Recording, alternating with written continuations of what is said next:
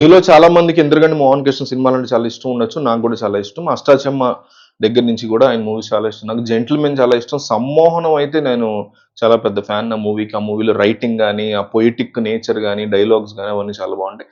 తర్వాత 'వీ'తో అంటే 'అమితుమి' గూడా నాకు చాలా ఇష్టం. ఈటీవీ విన్‌లో ఉంది చూడండి. కోవిడ్ టైమ్‌లోను తర్వాత వచ్చినట్టుంది. సారీ కోవిడ్ టైమ్ గాదు తర్వాతే వచ్చింది. ముందే వచ్చింది. 'అమితుమి' థియేటర్‌లో పెద్దగా ఆడలేదు. ఈటీవీ విన్‌లో ఉంటది. చాలా బావుంటది సినిమా చూడండి. తర్వాత 'వి' వచ్చింది. కోవిడ్ టైమ్‌లో ఓన్లీ ప్రైమ్ రిలీజ్ అయింది. పెద్దగా బాగోదు కూడా ఆ సినిమా.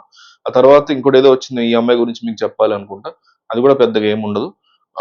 అయితే ఈ మూవీ ఖచ్చితంగా 'ఇంద్రగంటి మోహనకృష్ణ' తన యొక్క కమ్‌బ్యాక్ ఇవ్వాలని ఎంతో కొంత ఒక మంచి ఇది ఇవ్వాలనే ఉద్దేశంతో నేను వెళ్ళడం జరిగింది. మూవీకి ఉన్న బిగ్గెస్ట్ పాజిటివ్ ఏంటంటే డైలాగ్స్. పొయిటిక్ గా చాలా మంచి పొయిటిక్ గా రాశారు. 'ఇంద్రగంటి మోహనకృష్ణ' డైలాగ్స్ కి పెట్టింది పేరు. చాలా మంచి పొయిటిక్ గా రాశారు. అండ్ సెకండ్ బిగ్గెస్ట్ పాజిటివ్ ఈ మూవీకి ప్రియదర్శి. ఆయన క్యారెక్టర్ చాలా బాగా రాసుకున్నాడు 'Indraganti Mohana Krishna'. Third most important person ఈ మూవీకి వైవహర్ష. మీకు థియేటర్ నుంచి బయటకు వచ్చేటప్పుడు ఖచ్చితంగా వైవహర్ష క్యారెక్టర్ మీకు గుర్తుంటది. అంత బాగా రాశారు. అంత మంచిగా ఫన్ జనరేట్ అయింది. అండ్ సెకండ్ హాఫ్ ఈ మూవీకి ఒక మంచి పాజిటివ్ అండ్ సినిమాటోగ్రఫీ కూడా బాగుంది. ఇవన్నీ పాజిటివ్స్. ఇక నెగటివ్స్ విషయానికి వస్తే ఫస్ట్ హాఫ్ అసలు చాలా డీలాగా చాలా డల్ గా అనిపించింది. అండ్ అది biggest negative. And writing 'Indraganti Mohan Krishna' dialogues poetic గా ఎంత బాగా రాశారో కథని మనం కనెక్ట్ అయ్యేలాగా స్క్రీన్ మీద జరుగుతున్న స్టోరీతో ఆడియన్స్ హుక్ అయ్యేలాగా ఏమాత్రం కూడా కనెక్షన్ లేదు. అండ్ యంగ్ ఆడియన్స్ ఏమాత్రం కూడా కనెక్ట్ అవ్వరు ఈ మూవీకి.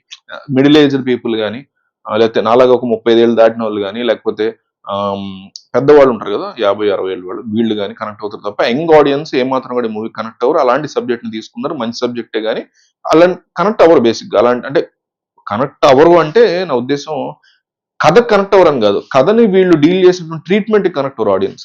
యంగ్ ఆడియన్స్ అట్లా అది ఒక బిగ్గెస్ట్ నెగిటివ్ అని చెప్పొచ్చు. ఎందుకంటే ఈ రోజు యంగ్ పీపుల్ వెళ్ళి థియేటర్ లో హడావుడి చేస్తేనే మిగతా వాళ్ళు కూడా తర్వాత వచ్చే పరిస్థితి ఉంది. నార్మల్ స్టోరీ లైన్స్ దేవర నార్మల్ స్టోరీ లైన్, కల్కి నార్మల్ స్టోరీ లైన్ అలాంటి వాటిని వీళ్ళు మంచి ఎలివేషన్స్ తో లార్జర్ దాన్ లైఫ్ మూవీస్ కాబట్టి అవి ఆడినాయి. సరే పెద్ద మూవీలతో మనం పోల్చకూడదులే కానీ ఇప్పుడు డీజే టిల్లు లాంటివో లేకపోతే మ్యాడ్ స్క్వేర్ లాంటివో తీసుకున్నా కూడా నార్మల్ స్టోరీ లైన్స్ నే యూత్ కి కనెక్ట్ అయ్యేలాగా వీళ్ళు ట్రీట్మెంట్ చేయడం వల్ల నచ్చింది. సో ఇక యూత్ ని కంప్లీట్ గా పక్కన పెట్టారని అనిపించింది. అండ్ సెకండ్ హాఫ్ జాగ్రత్తగా కాస్త అంత పర్లేదు అనిపించినప్పుడు మరి ఫస్ట్ హాఫ్ ని మరీ అంత డల్ గా ఆయన ఎందుకు రాసుకున్నారో నాకైతే అర్థం కాలేదు. నేరేటివ్ ని బిల్డ్ చేసే విషయంలో 'ఇంద్రగంటి మోహన్ కృష్ణ' యొక్క స్టైల్ ఆఫ్ నేరేటివ్ బిల్డింగ్ చాలా డిఫరెంట్ ఉంటుంది. దాన్ని అసలు నేను కంప్లీట్ గా మిస్ అయ్యా అనిపించింది. ఈ మూవీలో రైటింగ్ పరంగా ఖచ్చితంగా డౌన్ ఫాల్ ఉంది. మరి ఎప్పుడు సరి చేసుకుంటారో నాకు అర్థం కాలేదు. ఓవరాల్ గా ఈ మూవీ ఓవరాల్ గా రికమెండెడా కాదా అంటే నేనైతే డెఫినెట్లీ మూవీని రికమెండ్ అయితే చేయను. బట్ విత్ రిజర్వేషన్స్ ఎవరైతే మీకు 'ఇంద్రగంటి మోహన్ కృష్ణ' సినిమాలు నాకు ఇష్టం రా అనుకున్న వాళ్ళు ఒకసారి ట్రై చేయొచ్చు.